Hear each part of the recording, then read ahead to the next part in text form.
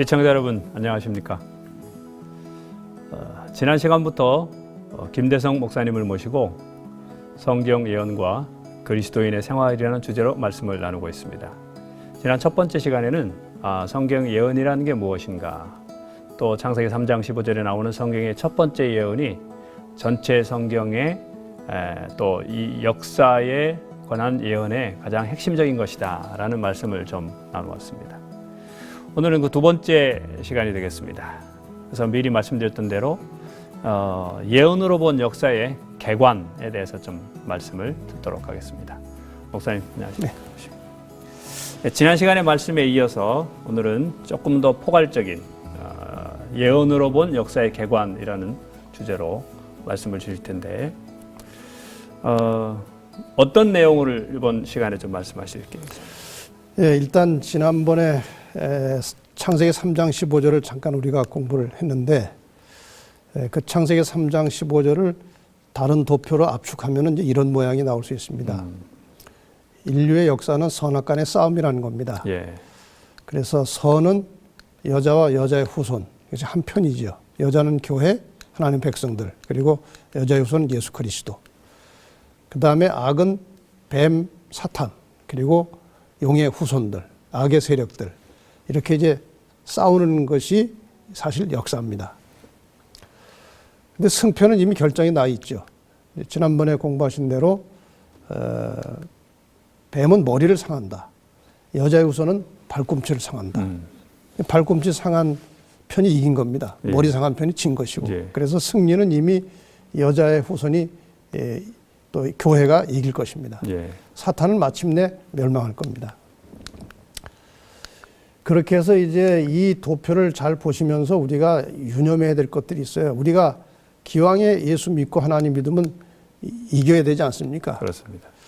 그런데 이 선악의 싸움에서 승리하는 비결이 있어요. 이것은 예언을 정확하게 이해하지 못하면 아주 파악하기 어려운 것입니다. 세 가지만 제가 말씀을 드릴게요. 예. 첫째, 이 역사를 통해서, 이 예언을 보면 역사가 나오잖아요. 그럼 역사를 통해서 일어나는 용의 후손들이 누군지 정확하게 파악을 해야 돼요. 예. 용의 후손이 그냥 용처럼 나타나는 게 아니고 위장해서 나타나거든요.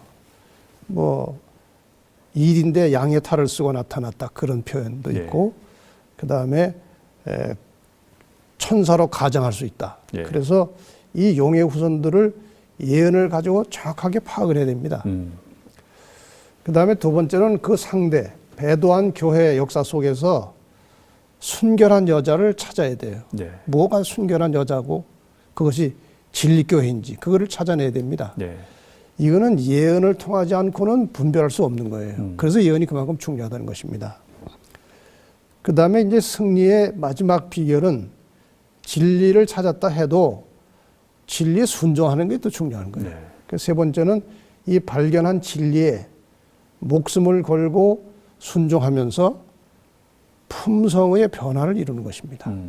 사상이 바뀌고 생각이 바뀌고 삶이 바뀌는 변화가 있어야 하나님 믿는다는 증거거든요. 그래서 이 선악의 싸움에서 이길 수 있는 비결은 저것을 면밀하게 관찰해야 되는 것입니다. 예. 예언을 가지지 않으면 알 수가 없는 것들이에요. 예.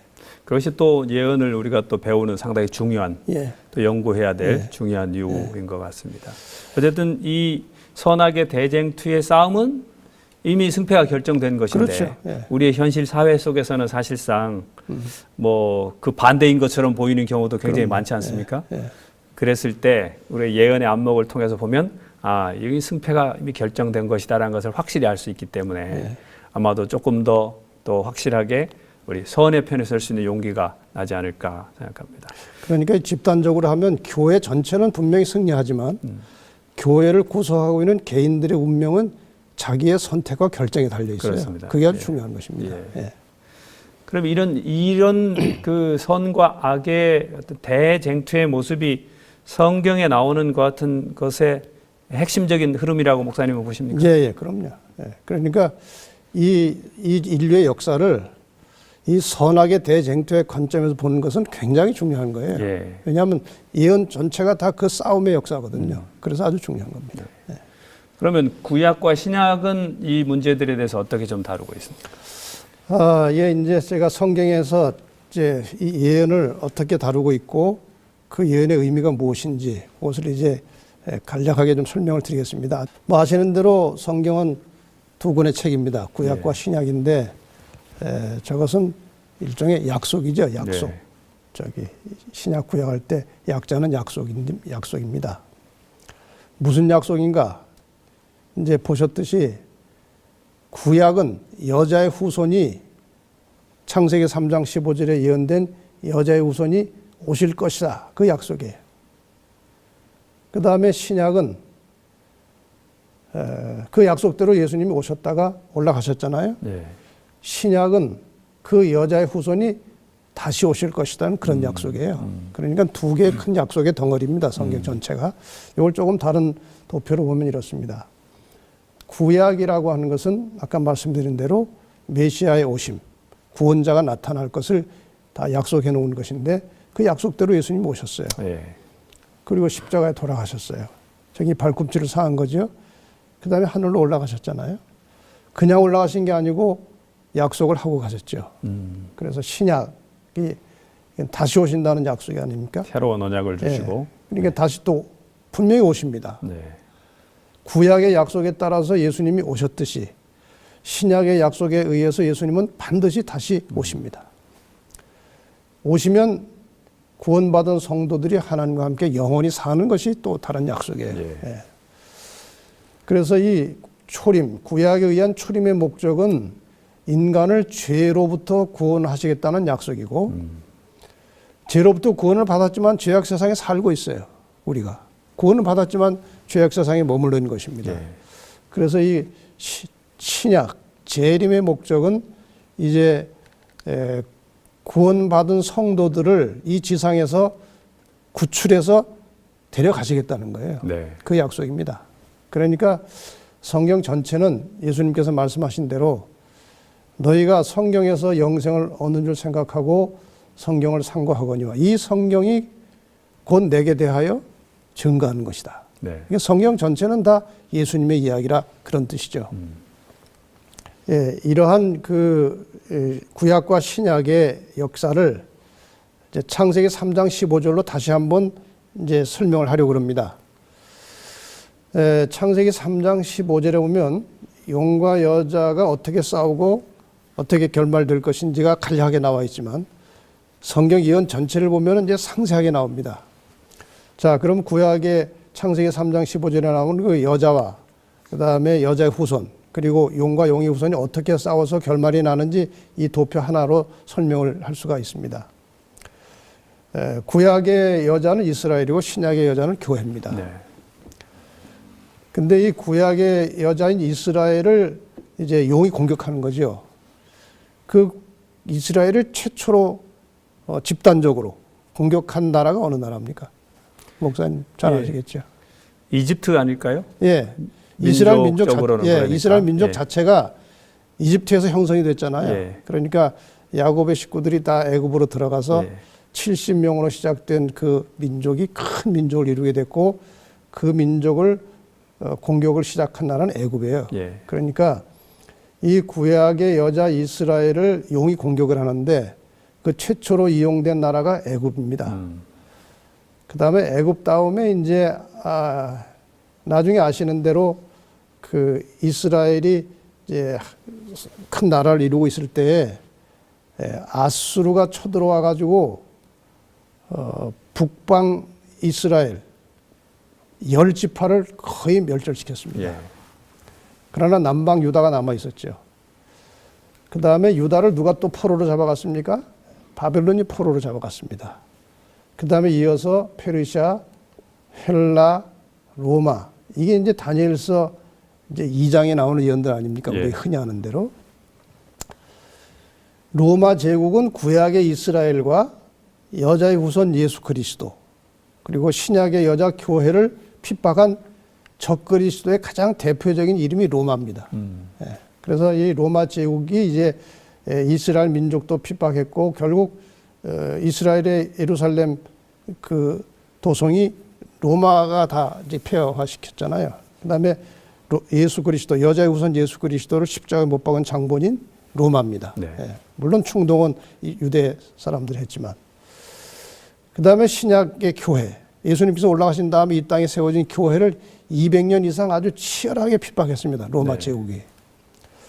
그 다음에 이제 그 역사를 보면은 로마 제국이 열국으로 분열됐고 그 열국 사이에서 작은 뿌리 하나 올라와가지고 엄청난 일을 하게 되는데 그것을 우리가 자세하게 역사적으로 보니까 로마 교회입니다. 네. 그래서 이 로마 교회가 이 하나님의 참 백성들을 무수하게 핍박하고 잡아 죽였습니다. 저기 이제 다니엘서 7장에 나오는 예언이죠. 아시는 네. 대로. 그 다음에 그 로마 교회가 교황이 상처를 입고 물러갔어요. 그러니까 1798년에 교황 비오 6세가 이제 프랑스에 잡혀서 죽었잖아요. 네. 공식적으로 일단 거기서 로마 교황의 권세가 끝났다고 보는 것입니다. 근데 성경에 보면은 그것이 다시 살아난다고 돼 있어요. 계시록 네. 13장에 보면 죽게 된 상처가 다시 낫겠다고 돼 있는데 지금 살아난 거예요. 지금 살아나가지고 온 세상을 통치하고 있습니다. 이 로마 교회가. 마지막에 살아난 목적이 무엇인가 하면 계시록 12장 17절에 예언된 하나님의 계명에 충실한 남은 자손들을 공격하려고 다시 살아난 거예요. 네. 결국 그렇게 되어 있습니다. 역사가. 이렇게 해서 이제 용의 역사는 저렇게 가고 있어요. 그 다음에 여자의 후손, 창세기 3장 15절에 하는 여자의 후손이 이제 2000여 년 전에 오셔서 돌아가셨잖아요. 네. 그 다음에 이 역사의 마지막에 로마 교회와 남은 자손 사이에 선악의 치열한 전쟁이 끝남과 동시에 구원받을 자들이 다 이제 준비가 되면 예수님께서 다시 오십니다. 저기 재림이죠. 예수님께서 재림하시면 그 이후에 천년기가 있을 것이라고 예언되어 있어요. 네. 계시록 20장에. 구원받은 성도들이 하늘에 가서 천년을 살게 된다는 것입니다. 예. 그 천년 동안 지구는 황폐되어 있습니다. 아기는 다 죽고 사탄만 홀로 남게 된다고 되어 있죠. 그 다음에 천년이 차면 하늘에 구원받은 모든 성도들과 하늘의 가족들이 이 땅으로 다시 다 내려오게 되어 있습니다. 예. 이게 스가랴 14장에 예언이 되어 있습니다. 이렇게 해서 이 땅으로 내려옴과 동시에 악인들이 다 부활합니다. 이게 전부 다 제가 드리는 말씀은 예언으로 나온 거예요. 예. 부활하면은 그 부활한 악인들을 하나님께서 이제 불로 멸망시키시고 이제 예수님께서 그러니까 세 번째 하늘에서 내려오신 거죠. 오시면서 악인이 부활하고 그 다음에 악인은 멸망당하고 새 하늘과 새 땅을 창조하시고 새로운 세상이 시작되는 것이 저게 전체 지구 역사예요. 예. 예. 그 창세기 3장 15절에 나오는 그 최초의 예언이 예. 사실은 저런 이제 흐름으로 그렇죠. 이렇게 예. 선과 예. 혹은 또 여자의 후손과 예. 너의 후손 예. 사이에 큰 쟁투로서 저렇게 이제 했고 지금 현재 저희는 재림 바로 앞에 네. 지금 거기에 지금 이 위치에 있습니다. 그렇죠. 재림이 얼마 남지 않은 시기에 우리가 놓여 있다는 것입니다. 그러니까 이제 좀 더 큰 틀에서 이 구원의 역사를 보면 이제 이렇게 설명할 수도 있습니다. 이제 창조가 있었고요. 창조된 지 얼마 안 돼서 인간이 타락했잖아요. 예. 인간이 타락하자마자 하나님께서 구원을 약속하셨습니다. 그 약속이 창세기 3장 15절 여자의 후손을 통해서 구원하시겠다는 것이고 그 다음에 여자의 후손은 누구를 통해서 나오는 것입니까? 이스라엘 자손을 민족, 통해서. 이스라엘 예. 민족을 통해서 그 혈통을 빌려서 나오는 겁니다. 그래서 유다 지파를 통해서 또 다윗의 후손으로 예수님께서 오셨습니다. 그리고 돌아가셨고 부활하셨고 승천하셨죠. 저게 바로 창세기 3장 15절의 성취 아니겠습니까? 예. 예. 그 다음에 이 땅에 이제 교회가 이제 태어났습니다. 교회가 태어났는데 예수님께서 이 교회를 통해서 또 하나님의 말씀을 통해서 하나님을 믿고 구원받은 자들을 데리러 다시 오시겠다 하고 약속을 하고 가셨잖아요. 네. 그럼 오십니다. 예수님께서 약속하신 것은 빗나갈 수가 없어요. 이건 사람의 약속이 아니기 때문에. 그리고 더군다나 신약에는 예수님께서 재림하겠다는 그 관련된 말씀이 300번 이상 나와요. 네. 신약에만. 그러니까 한 번만 해도 이루어지는 것인데 그렇죠. 그만큼 중요하다는 거예요, 이것이. 예. 그래서 예수님은 재림하십니다. 좀 전에 말씀드린 대로 천년의 세월이 흐를 것이고 또 악인들이 부활하지만 이제 불심판으로 여기 다 이제 악인과 사탄이 다 멸망합니다. 저기서. 네. 저기서 이제 그 사탄의 머리가 상하게 되는 것이죠. 그 다음에 이제 재창조하심으로 하나님의 나라가 저기서부터 시작되는 겁니다. 이 성경절을 보시면 아주 실감납니다. 저 도표하고 저 성경절을 맞춰보세요. 또 내가 새 하늘과 새 땅을 보니 처음 하늘과 처음 땅이 없어졌고 이게 계시록의 예언이잖아요. 예. 저기 나오는 처음 하늘과 처음 땅은 창세기에 나오는 창조입니다. 네. 창세기 1장에 나오는 창조의 처음 하늘과 처음 땅이에요. 지금 우리가 누리고 있는 이 하늘과 땅입니다. 이것이 죄로 다 더럽혀졌잖아요. 아유, 저는 요즘에 그 미세먼지 뭐 황사 이런 걸 보니까요. 예. 빨리 다시 만들어야 되겠더라고요. 이거 뭐 이렇게 살 수가 없어요. 네. 그러니까 하나님께서 새 하늘과 새 땅을 창조하신 것은 그는 필수 불가결한 거예요. 예. 반드시 할 수밖에 없어요. 사람이 살려면. 예. 예. 그래서 여기 이제 새 하늘과 새 땅은 저 재창조로 이루어진 것입니다. 예. 저 도표 속에 성경 전체 역사가 다 들어있는 거예요. 예. 예. 인류의 역사가 특별히 구원의 역사가 이제 저렇게 예, 예. 이루어졌고 예. 지금 그러면 지구 역사를 한번 통틀어서 특별히 창세기 3장 15절과 연결시켜서 뭐 쭉 한번 이렇게 설명을 해주신다면 어떻게 좀 요약할 수 있을까요? 이 그림은 이제 제가 이 예언과 역사를 공부하다가 결국 결론은 이것이구나 하고 이제 만들어 놓은 도표예요. 인간이 처음 창조되었을 때는 영원히 사는 것입니다. 멸망당하지 않고 영원히 사는 것인데 타락하게 됐습니다. 범죄하고 타락한 뒤로 저 영원이라는 시간에서 벗어난 겁니다. 그러니까 쉽게 말하면 이제 헛바퀴를 도는 겁니다. 어떤 신학자들은 저 상태, 저 영원이라는 시간에서 벗어난 저 상태를 비생명, 비존재 이렇게 표현하기도 합니다. 생명은 영혼 속에 있는 것인데 범죄한 이후에 생명이 없어져 죽은 거예요. 그러니까 존재, 비존재, 비생명 이렇게 표현합니다. 그건 이제 생명이나 존재가 아니다. 영원하지 않는 것은. 예. 예. 하나님과 연결되지 않은 것은 다 비존재, 비생명이라고 표현하는 것이죠. 지금까지 말씀드린 역사가 저 동그라미 속에 반복되는 거예요. 홍수 심판이 있었죠. 바벨탑 반역이 있었죠. 역사를 보면은 바벨탑 반역 후에 하나님께서 아브라함을 불러내시잖아요. 아브라함을 불러내신 목적이 뭡니까?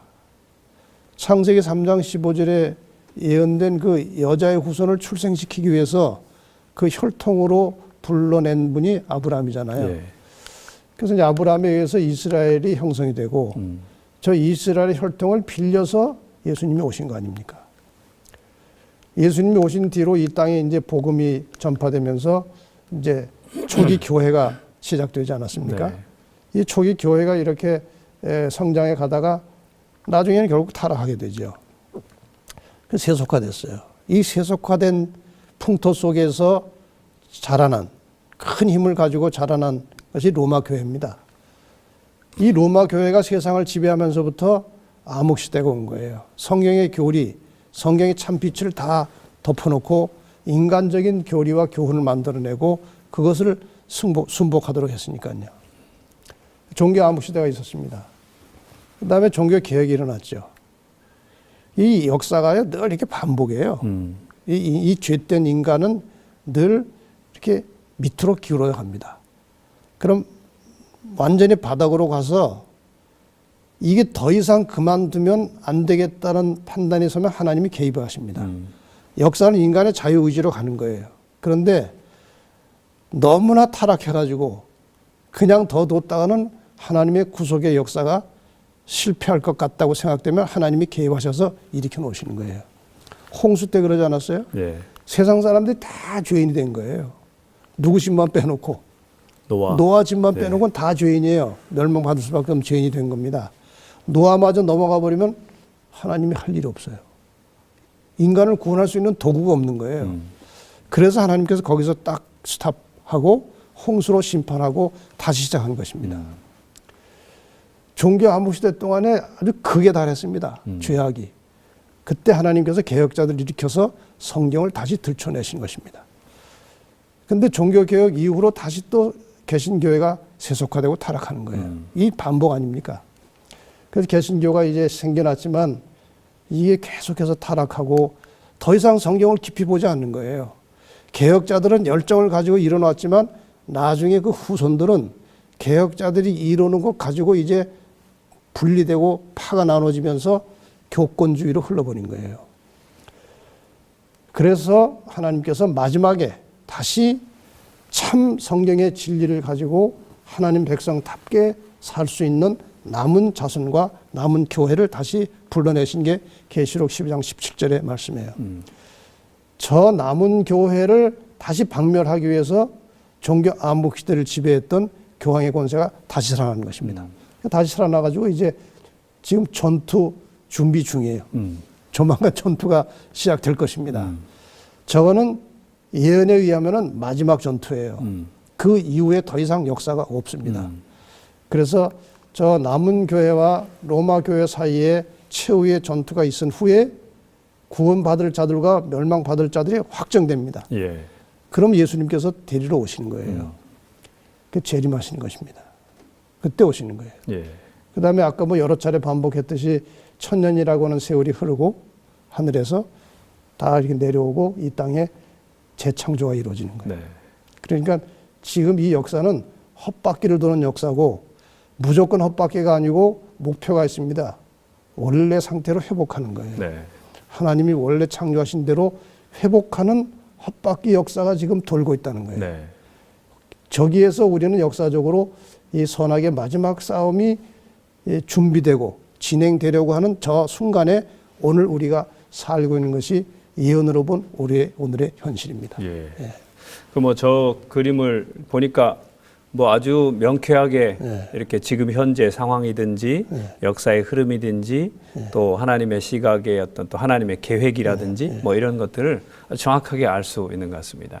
성경에 나타난 그러면 이런 좀 이런 객관적인 것뿐만 아니라 성경에서는 또 이렇게 좀 더 구체적인 예언들이 또 많이 언급되어 있지 않습니까? 목사님, 그런 건 어떤 게 있을까요? 좀. 그래서 이제 그것을 뭐 여기서 이제 시간이 제한되기 때문에 일일이 구체적으로 설명을 못 드리고 그냥 도표 하나를 가지고 제가 구조만 좀 말씀드리려고 합니다. 역사에 관련된 예언들이 많이 나오는데 특히 다니엘서와 요한계시록은 거의 역사적 예언입니다. 근데 저 다니엘서 계시록을 보면요. 이게 똑같은 기간에 대한 역사가 반복해서 여러 차례 나오는 게 다니엘에도 있고 계시록에도 있어요. 예. 다니엘서 2장에 그 신상과 돌나라가 나옵니다. 네. 이것은 그냥 단순한 정치적 세계 역사가 나와요. 그러니까 바벨론으로부터 시작된 역사가 나옵니다. 예. 그 다음에 다니엘 7장에 보면은 네 짐승이 나오면서 작은 뿔이 등장합니다. 근데 저 작은 뿔이 핵심이죠, 저 예언에. 저걸 연구해 보면은 종교와 관련된 세계 역사가 다 나옵니다. 상세하게 나옵니다. 그 다음에 다니엘 8장에 또 같은 예언이 또 나옵니다. 저기서 수양과 수염소와 작은 뿔 이렇게 또 나타나요. 또 같은 기간에 대한 역사인데 수양과 수염소라고 그 다니엘 7장의 네 짐승은요. 그 뭐 사자, 곰, 표범 이런 것들이 나오잖아요. 근데 8장은 양과 염소가 나온단 말이에요. 저 양과 염소는 제사 드릴 때 쓰던 짐승들입니다. 예.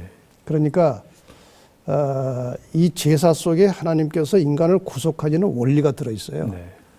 그러니까 이 하나님이 인간을 구속하는 이 제사 제도의 원리를 사탄이 공격하는 겁니다. 거기에 관련된 역사가 다니엘 8장에 나와요. 네. 다니엘 11장에 또 남방왕, 북방왕 해가지고 비슷한 역사가 또 나오는데 그건 뭐 굉장히 디테일하게 나옵니다. 아주 세부적으로. 대충 저렇게 되어 있고 요한계시록에도 보면은 3장에 7교회가 나와요. 그 7교회를 풀어보면은 교회 내부의 역사입니다. 네. 시대적으로. 그 다음에 같은 시대의 교회 외부의 역사. 그러니까 교회 외부와 교회 내부가 부딪히면은 교회사가 나오는 거예요. 네. 그래서 계시록 6장에 보면 7인이라고 하는 대목으로 이 교회와 세상이 부딪히면서 일어나는 교회 역사가 나옵니다. 그 다음에 다시 8장에 보면 7나팔이 나옵니다. 7나팔은 이 교회 역사와 관련된 심판의 역사가 나와요. 심판. 하나님께서 이 세상을 어떻게 심판해 가시는지, 특히 로마를 어떻게 멸망하시는지, 그리고 세상 역사 어떻게 끝나는지, 그것이 8장에 나와요. 보시면 구조가 같은 것을 이 각도에서 이 각도에서 이 각도에서 해서 입체적으로 세상 역사를 보도록 주신 것이 바로 예언이에요. 예. 결국 저 예언의 마지막에는 항상 뭐가 나오는가 하면은 심판과 재림이 나옵니다. 저게 중요한 거예요. 저기 지금 대충 6개의 그 틀을 보여드렸는데 저 예언 6개가 모두 마지막 부분에 가면은 심판 아니면 예수께서 오신다는 거예요. 그러니까 모든 예언의 결론은 심판과 재림이에요. 네. 네, 그렇게 되어 있습니다. 그래서 그 어느 한 영감적인 저서에 보면은 성경에 계시된 가장 엄숙하고 영광스러운 진리 가운데 하나는 구원의 위대한 사업을 완성하기 위한 그리스도의 재림에 관한 진리다 그랬어요. 재림이 그만큼 중요한 것입니다. 네. 성경 전체 흐름으로 봐가지고 그 다음에 계속해서 오랫동안 사망의 음침한 골짜기에서 방황하도록 버려졌던 하나님의 백성들에게 부활이요 생명이신 그리스도께서 당신의 버림받은 백성들을 본향으로 데려가기 위하여 다시 오신다는 약속은 귀중하고 기쁨에 넘치는 소망을 주고 있다. 재림의 요령은 바로 성경의 근본적 주제다 그랬어요. 이만큼 재림은 성경 전체의 아주 핵심적인 진리 중에 진리인데 요즘 사람들이 재림에 별로 관심이 없다는 것은 대단히 위험한 상황이라고 봅니다. 예. 끝으로 제가 한 이야기를 드리고 마칠까 합니다. 아프리카에 많은 사람들이 굶어 죽는데 기아로 어떤 그 구호단체에서 씨앗을 대량으로 만들어서 이제 갖다 줬어요. 왜 아프리카 사람들이 많이 죽는가 하면은 이제 너무 이제 먹을 것이 없으니까 씨 받아놓은 걸 다 먹는 거예요. 그 씨를 뿌릴 때도 씨가 없는 거예요. 그 씨 선물을 아주 좋아한다고 그래요. 예. 그래서 이제 씨앗을 갖다가 이제 줬는데 이렇게 나눠주다가 이쪽 동네쯤 와서 씨앗이 떨어진 거예요. 네. 그 여기는 씨앗을 받고 그 옆에 이 동네는 씨앗을 못 받은 거예요. 근데 너무나 가물어가지고 씨앗을 심어 놓은 동네에서도 뭐가 나오질 않는 거예요. 물론 씨앗을 안 심은 데는 안 나오죠. 근데 결과적으로는 양쪽 다 추수를 못했어요. 네. 너무 가물어가지고. 근데 이 씨앗을 뿌려놓은 사람들이 사는 데서는 그렇게 많이 죽질 않았는데 씨앗을 안 뿌린 데 사람들은 많이 죽었어요. 이유가 뭐겠습니까? 희망이었어요. 희망입니다. 예. 뿌려놓은 사람들은 안 나오지만 나올 거라는 희망을 가지고 기다리는 거예요. 안 뿌린 사람들은 희망거리가 없는 거예요. 그만큼 이 중요한 것입니다. 네. 이 마음의 희망이라는 예. 것이.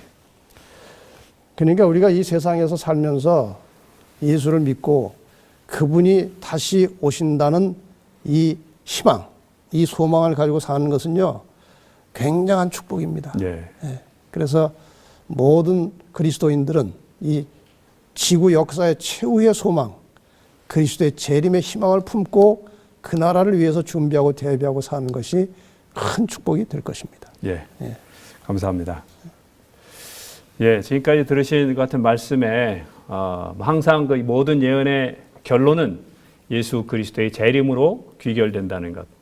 예수님의 초림이 매우 확실하게 성취됐던 것처럼 예수님의 재림 역시 추호도 틀림없이 이렇게 성취될 것이라는 것이 성경에 계속되는 것 같은 말씀이라는 것을 오늘 다시 한번 우리가 확인했습니다. 이제 우리 다음 시간에는 그러면 도대체 그 재림을 기다린다는 것, 재림 신앙이라는 것, 그것은 또 어떤 것인가에 대해서 우리 같이 한번 또 말씀을 나누도록 그렇게 하겠습니다. 목사님 감사합니다. 네. 다음 시간에 또 뵙겠습니다.